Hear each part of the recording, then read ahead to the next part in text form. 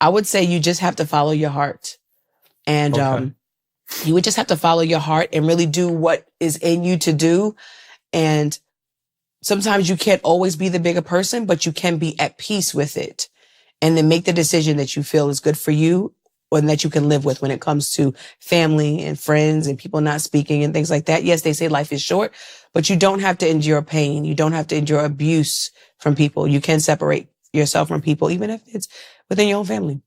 Although I had 5 brothers, we weren't really close. So my brother and I, who shared the same mother and father, very close. So his death devastated me.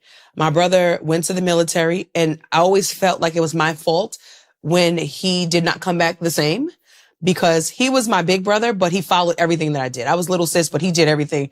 And I was so protective of him. And I said, I'm going to the Army. This is before I got pregnant. And then I got pregnant and I said, I'm not going. I went and took 2 oaths. I was ready to go. And then he comes back a week later. I'm going to the Army. I'm like, what? So he does go, and he was coming back different. We thought he was on drugs. And from what I understand, it wasn't drugs, but it was schizophrenia. And schizophrenia is really big in Black males, especially at the age of around 21 to 23 years old. Mm-hmm. So watching my brother now have schizophrenia, which, and again, I'm not a doctor, so I don't know how this works, but it was schizophrenia and bipolar. But so now I'm dealing with my mother with mental issues, the brother that I'm the most close with mental issues, and trying to figure out all that while dealing with broken relationships. It's a lot. So my older brother, he wasn't really there for me in that way because of his own issues. My younger brothers, different mothers. So just, you got to look at the brokenness in my family. So my brothers and I, although we're close now, everybody's with their own mother, then they're dealing with their own issues and their own traumas. Mm-hmm. And so no, we weren't really that close as I was going through things. And so that's why I keep talking about my father's love, because that's really the only love. You know, interestingly enough, me now in my 40s, I've never had great love from a Black male, ever.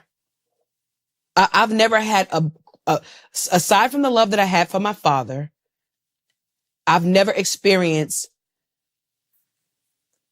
that. That sounds terrible to say. Yeah. But it's my truth. I don't think that I've ever had a good Black man in my life. Or a white man, or Asian man, or any man. But you get the point. Yeah. But yeah, so I don't know what that looks like for the rest of my life. Have I experienced good pieces of men? Yes. Have I seen good things in men? Yes. But I think it's so much. I'm so at a place with trauma that people experience in life that I don't know how that's going to work out for me in the end when it comes to love, because I'm scorned still. I don't know what to say about that. As close as my father and I was, first of all, I was embarrassed, right? No one wants to go to anybody and say, hey, I'm dealing with this abuse. At the time that I was with my son's father, my father already started to grow distant. So could I have gone to him and said, Dad, this is what I'm dealing with? Maybe, but I don't know. I think after a certain age, as my father started to separate from me and my brothers and do his own thing, I didn't feel that protection anymore. And that's why I was so much looking for it from someone else, because I just never felt, even to this day, I never confronted my father with this or talked to him about how I feel about it, because I don't know. I've developed this thing where it's like, leave it alone, keep pushing forward, don't worry about it. Was he in Florida by then? Yeah. Okay. So I just didn't feel protected anymore. I didn't feel, my brothers were younger. My only older brother passed away.